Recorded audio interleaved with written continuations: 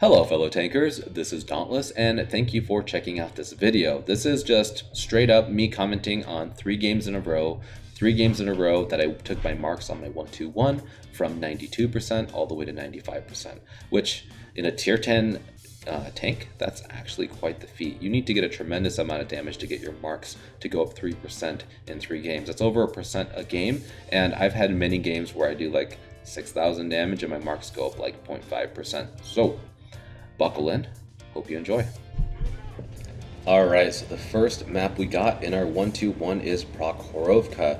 Now, interestingly enough, this is a tier 9/10 game, and there is only one light tank on either side. Thank God, no wheeled vehicles, right? And so I decide, alright, RRU is not going to take that bush, you know, the notorious bush that every light tank player knows how to take. And I'm like, you know what? I have a very, very high chance of getting spotted here, but if I can take it and I don't get lit, the reward is going to be so great, right? I'm at 92% right now on my marks, just shy of 92% actually. In a tier 10 game, or I'm sorry, in a tier 10 tank, getting your marks to go up from the 90 something higher than that, it's extremely hard. I've had 6,000 damage games and seen it only going up like 0.3 or 0.5. So the way I took this bush thankfully countered this lightweight, right? He wasn't able to spot my big beefy behemoth of a medium tank, and I was able to actually spot him first.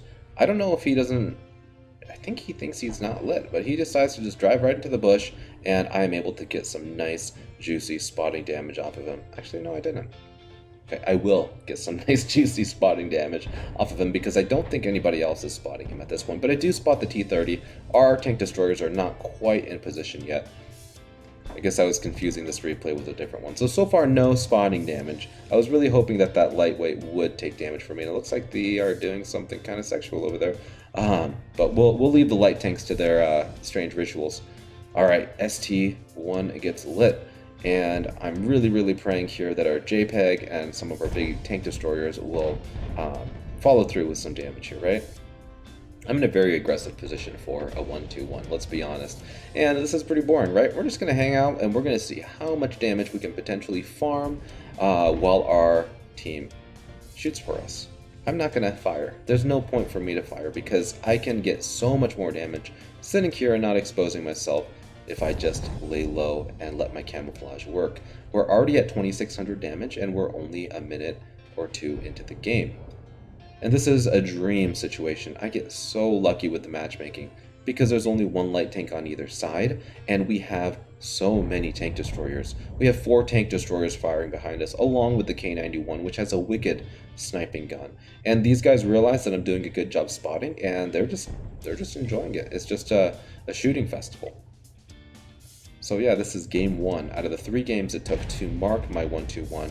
And pretty much in every single one of them, I played the role of a light tank, ironically, and I played it better than the other light tanks that we happen to have in the game. So I drive up the back of this bush here, and I'm just doing that to look around this tree. This one tree right in front of me is quite annoying because it tends to block right where you want to spot, right down where this object is. That's the reason why I sit so low in this bush, right? This bush is actually super powerful if you take it really low like this, and the odds of someone blind firing you, including Artie, are a lot lower because most people will actually sit really high in the bush and they will not be able to see anything just because this big old tree blocks the perfect spot where most vehicles are going to be spotted. The other thing I really like about this bush is that when you sit down low enough, you can actually spot things that are driving up the middle. You'll often find hold down vehicles driving up here and here. This is a really popular little spot. This little spot specifically that heavy tanks and medium tanks like to take. Why is that? Well, if they drive up here, the chances of them getting spotted from the center are very low. They also get a little bit of elevation, and anything on the hill that's pushing, you're going to get shots on all day. So good players, me included, love to take this little nook right here because you're far enough from the hill where you're not going to get lit and you're going to be able to really do a lot of damage. And that's why I like sitting here, because you will get them spotted, and if you have artillery of any kind, it's going to be a great time for you. You'll get some really good spotting damage from that. It looks like they're not playing that way though, and we have a lot of our tank destroyers pushing in. We're sitting at 4,300 damage, which is not enough for our marks to make a big jump. We want to at least hit the 5k mark to make our marks increase, because at 4k, they're probably just going to stay right at 92%. That's just the nature of the beast with tier 10s. Alright, so we're just kind of waiting. I'm telling my team here, you can't see in the chat because my face is covering it, but I'm telling my team to be patient. They're spamming me in the chat and saying 121 go spot. There is absolutely no reason for me to listen to them, right? I get this question a lot too. It's like, what can I do as a light tank player when my team is asking me to spot? They're spamming the map now, telling me to move. They're taking damage, and it's their own stupid fault for pushing up with blind tank destroyers against a bunch of vehicles, probably camping in bushes with binoculars up. It's just a huge disadvantage. You never want to push the 1-2 line without a light tank going out before you. If I wasn't a light tank, I would be pushing right now for our team, because I'm fairly confident I could spot them without getting lit, because I know how to do that. But in a 1-2-1, this thing has pretty bad camouflage, and I would end up in the same way that the T-30 did. Now he's blaming me for our loss. Doesn't matter. I'm not here to win or lose. That's another thing that you guys have to keep in mind, is when you're playing a tank and you're trying to 3-mark it, you have to think about damage and nothing else. It's kind of sad because you know, ultimately you do want to win, and you'll find that with marking a tank, you are going to win most of your games because you're going to be putting out so much damage that the enemy team is going to fold. But again, another tank dies. Now I'm being told by our other player, I won't mention who, to spot. And again, it's not my job to. If anything, the K91 should go spot, just because, you know, he's in a good camouflage, low profile vehicle, and he would have a much higher chance of succeeding. But if you look at the enemy lineup, there are 5 tank destroyers on their team, one of which is in the center, but that's not something that you want to get spotted by and destroyed. Again, once I get maybe 6 or 7k damage, I'll consider moving, but right now it's just not worth the reward. So there are probably no tanks, let's be honest, up in J1K1. I know this. They have a few tanks here, right kind of at the tip of my view range. I was able to get some nice spotting on that IS-4, but for the most part, I'm probably not going to spot anything else, because so many vehicles have died here that I'm guessing a lot of tanks are hiding further back because they're kind of nervous. This 277 is right in the open, and it's so tempting to take a shot. And I decided, you know what, I'm kind of thinking about it. I'm thinking about it, but it's just not worth the trade-off yet. And the 121 has quite a derpy gun. And I'm like, I need to get more damage though, and he's so farmable, and there's no arty to punish him. He hasn't even taken damage yet. So eventually I will start shooting at him, but as of now, it's just not the right time yet. This is a pretty close stalemate with no artillery and this many tank destroyers on this map. While it is somewhat of a dream scenario if they're aggressive, this is the recipe for a camp fest, and this is exactly what it's turning into. It's kind of boring, honestly, and you guys can fast forward if you want to, but I'm just really trying to show you exactly what was going through my mind when I was trying to mark this tank. It's actually, you know, it's the first tier 10 I've ever marked, and I was pretty excited about it, and it's just ironic that I happened to 3-mark it without really doing a whole lot of damage. It was all light tank kind of stuff, so pretty funny there, using my my great light tank skills to mark a medium tank. It's pretty funny. And the 121 is kind of a weird vehicle to try to 3-mark, just because it does have such an inaccurate gun that you can't reliably snipe with it, and you end up having to be aggressive. But when you're aggressive, you have no real armor to speak of, and you have no gun depression, and it can be super awkward trying to get a lot of consistent damage this way. Okay, looks like that wasn't my spot. The T95 spotted the waffle, and I might just start fast forwarding here just because this might get a little bit boring. So let's just hit the fast forward key, just because I think I do end up sitting in this bush for a little bit. Again, the 277 drives up. I'm tempted to shoot, but I don't. And at this point I realize I'm gonna start shooting, right? I'm getting kind of bored here. So I do the right thing, and I double bush against the enemies that could potentially spot me, and I line up shots on the 277. I go ahead and fire here. I think I'm waiting for the perfect shot just in case I do happen to get lit. I want to make it worth my time. And let's see what happens here. He turns his turret sideways, which would increase the probability of me penetrating his side, and my shell did fly true, but it was just a bad shot on my part, and I bounced the side of his turret. Unfortunately, the 277 realizes that I'm shooting at him, and he is going to be a lot more passive now. He's not going to just drive into the open and give me a shot. And we'll fast forward again, because I think he doesn't actually pop up for a little bit. So then I'm like, okay, you know what? I'm just going to wait, because he's probably going to show up again. And it's just kind of a waiting game. It's really kind of boring. Here he is again. I fire. Gun kind of fails me. Again, this gun is not meant for sniping, but it's important to see here that I am not getting spotted. So I know that I am doing a good job being in a position where the enemies aren't able to spot me, and also that it's probably safe to push just because they probably don't have a whole lot of forces here. And I want to push at some point here. We only have 4 minutes left, and this damage that I'm getting is unreliable. So let's go ahead and just fast forward again, just because, yeah, this is pretty boring, right? So I decide, okay, what am I going to do? I'm not spotting anything. The 277 is not getting lit, and there are 3 minutes left on the clock. I could sit here and wait for the push, and this is kind of the hard part, guys, because when you're sitting in a bush like this, and it's only 3 minutes left on the clock, you have to make a move at some point. Because if you don't make a move, they could not make a move too. This is where stalemates happen, because they don't want to push, you don't want to push, and everyone just kind of ends in this weird anticlimactic boring way. I did get spotted there by the waffle, and so I decided to back off, and now that he's unlit, I know I'm unlit, and I decide to just push anyway. We have a lot of guns behind us, and we want to take advantage of that as much as possible. Now, I'm going to show you exactly how I like to push this. I do the same thing in my light tanks as well, but I'm going to just drive right down the road. And this seems to work most of the time, just because any tanks hiding back here are going to be in the bushes, and they won't be able to spot you because all the row of bushes will be blocking their view. And then I like to duck down right where this row of bushes are.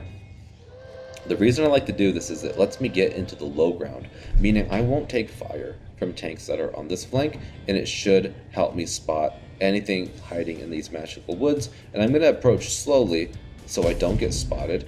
This IS-4 turned his turret at the right moment, and I wasn't able to get a hit on him, but I'm also simultaneously spotting these guys for our team. The waffle gets lit. I'm going to drive up, and I'm going to put a nice shot into him, and unfortunately I critical hit him. That was not a great use of heat there, but I was thinking I would need the heat for this IS-4 when he pushes me. And sure enough, he is pushing me. I track him, which was not what I wanted to do there. I wanted to actually put one in his lower plate, and also just because the tracking damage won't count towards anything, just because I want to get spotting damage, right? So I'm just going to drive in here, and this is where it's kind of awkward, because I want to flush these guys out and get the spotting damage, but also they have a JPEG, and that JPEG could completely wreck me. I realize now that I'm lit, but there's only a minute left. I just want to spot even one more thing and get my damage up to like the 7k mark, right? That would be awesome. Here we go. JPEG gets lit. He pens me. Kind of a dumb move there, but I am getting another 1,000 damage out of that. Hopefully somebody else hits him here. Perfect. One more shot in. And yeah, that's basically it. We'll let the game finish up here. Unfortunately, our K91 failed here. It's kind of funny. He spotted the JPEG tracks him, and the JPEG, I wouldn't be focused on the JPEG because I know everything can shoot him. And this guy gets ammo racked, of course, and with 1 second left on the clock, he fails to finish off the waffle. So if I was that K91, I certainly would have focused on the waffle, because the JPEG is going to get wrecked by the rest of the team. But we were able to end the game. I actually had some blind spotting there with over 8,000, or actually no, just about, I think it was like 7,9 something. So 8,000 assists with 800 damage. That's almost a 9k combined game.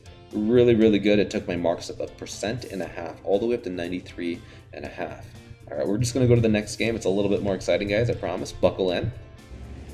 So the next map we got right after that last game is Live Oaks. And would you look at that?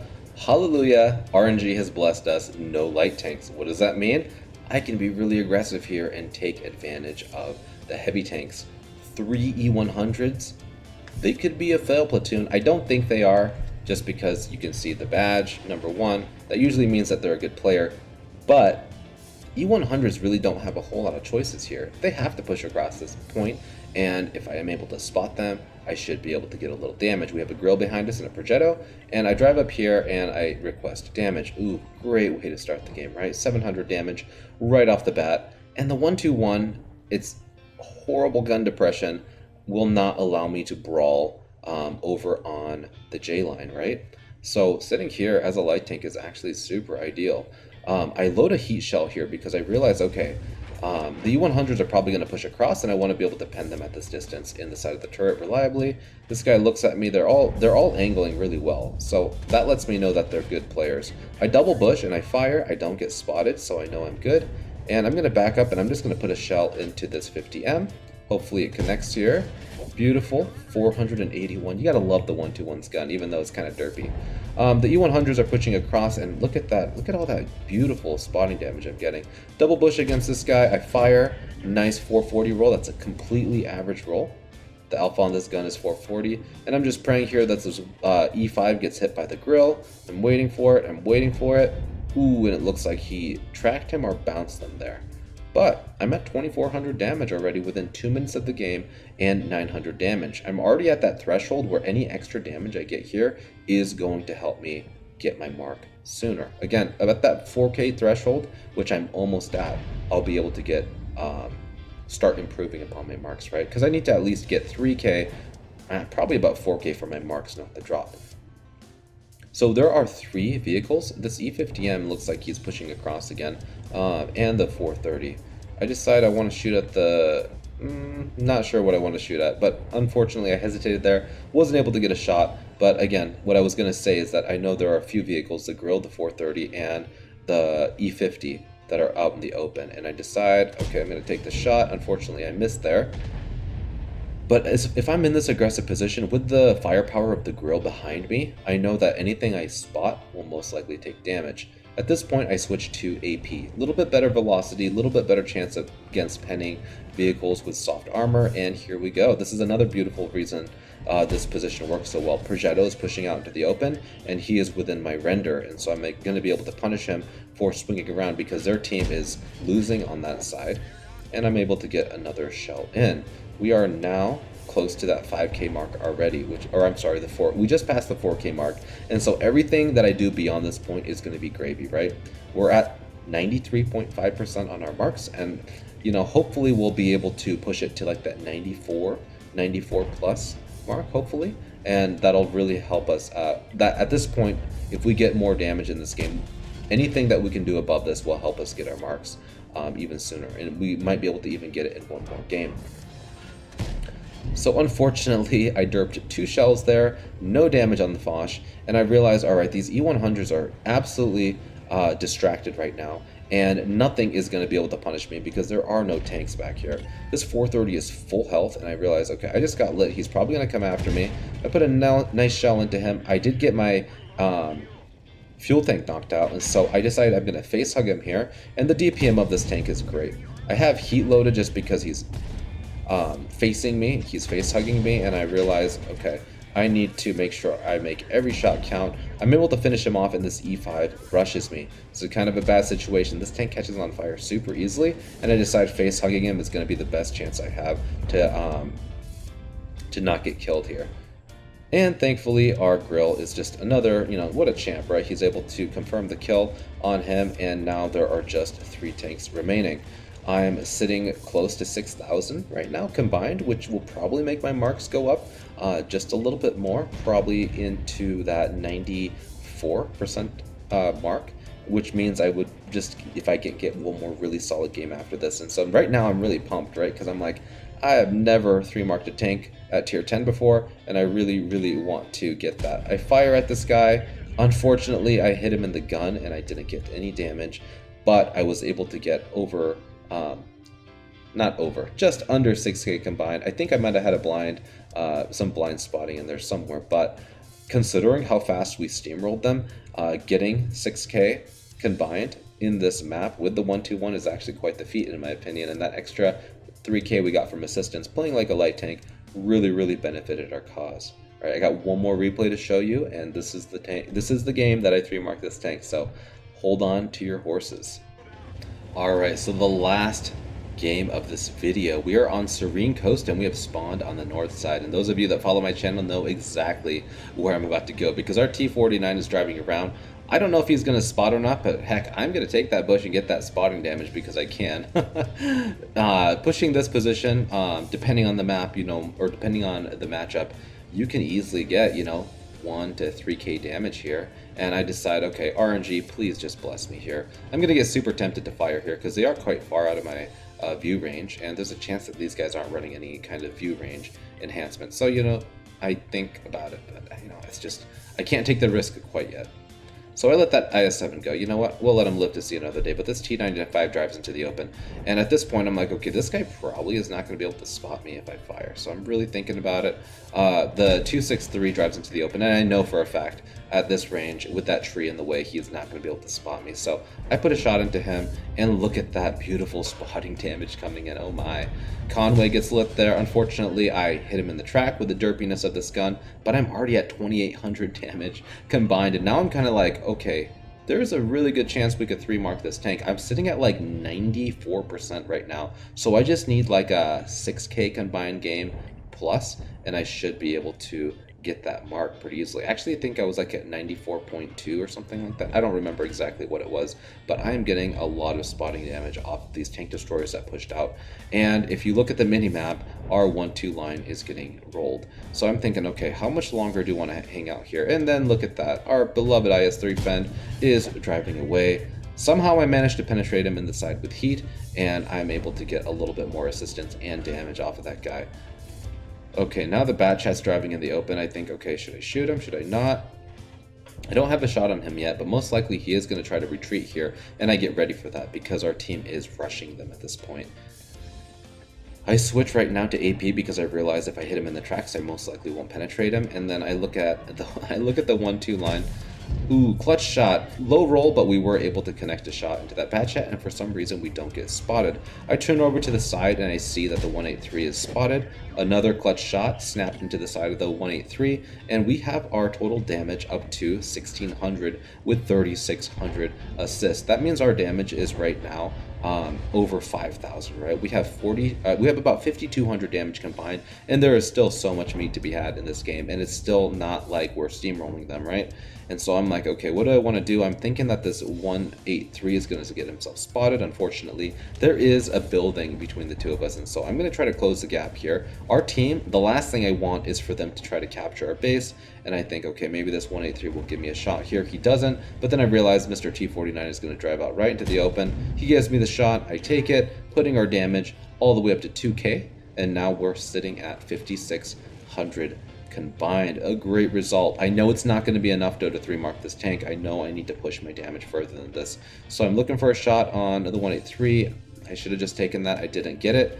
And I decide, okay, our guys are capping. That means that their guys are probably falling back to the cap. And then, ooh, would you look at that? Mr. 430U giving me his side. Well, I'm not going to say no to the backside of a 430U. I'm certainly going to take advantage of that. I swing a little wide, I use the bushes, and I get myself into a position where I'm going to be able to punish him without taking damage in return. So I put a nice shot into there. I did roll a little bit low, and then I realized that this IS-3 is in the open, and I'm going to actually fire at him first. And this is because the 430U is pushing in, and I don't want to give my flank to this IS-3, but also because no one else is able to farm this guy right now, and I put a shell right through his turret, and now we're sitting at over 7k combined. Now, the 430U is actually the last tank left, and it looks like our team did an awesome job. Now I'm kind of getting really pumped right now. I'm like, ooh, I just got 7k combined. Ooh, if I can just get this one more shot, there's a really good chance that he could just push me over that threshold, and I won't have to play another game and risk it. I fire, and I confirm the kill, or not the kill, but the damage with 411, pushing our total damage up to 7,500 combined. What an awesome result in this beloved 1-2-1, the tier 10 Chinese medium tank.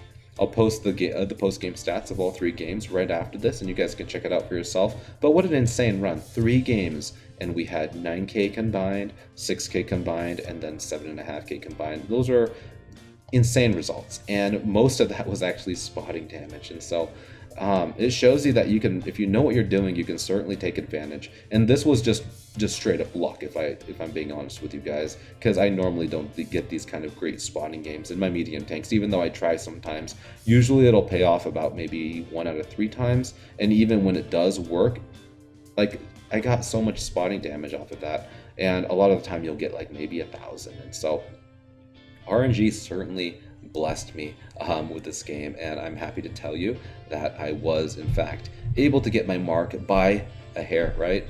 But after this battle, it was 95.05%, meaning that last shot actually is probably what confirmed my marks. And so, yeah, super exciting. All right, guys, that wraps up this video.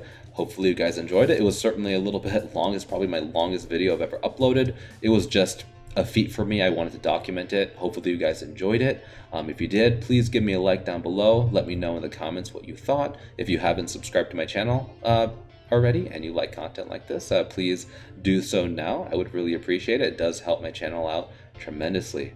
All right, guys, thank you so much for watching. I really appreciate your support, and I'll catch you guys in the next video.